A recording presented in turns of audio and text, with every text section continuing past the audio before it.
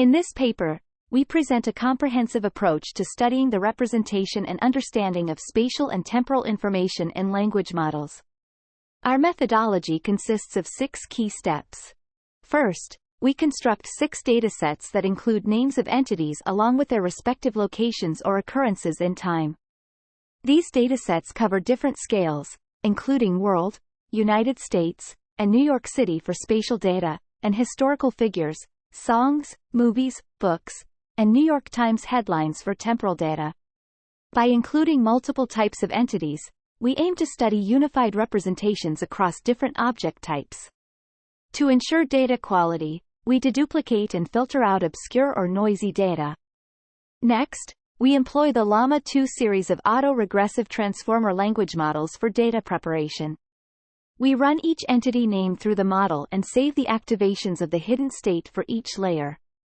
This step allows us to capture the model's internal representations of the entities. In the probing step, we use linear ridge regression to fit a model on the network activations and predict spatial or temporal labels. We evaluate the performance of the probes using regression metrics such as R-squared and Spearman rank correlation. Our analysis reveals consistent patterns across datasets, showing that spatial and temporal features can be recovered with a linear probe. We also observe that performance improves with increasing model scale and that representations improve throughout the first half of the layers before reaching a plateau. To further investigate the linearity of spatial and temporal features, we compare linear and nonlinear probes. Surprisingly, we find that nonlinear probes, such as MLP, show minimal improvement in R-squared compared to linear probes. Additionally, we study the sensitivity of spatial and temporal features to different prompts. We discover that explicit prompting or disambiguation hints have little to no effect on performance, while random distracting tokens degrade performance. Interestingly, probing on the period token following a headline improves performance. To ensure the robustness of our findings, we conduct several checks.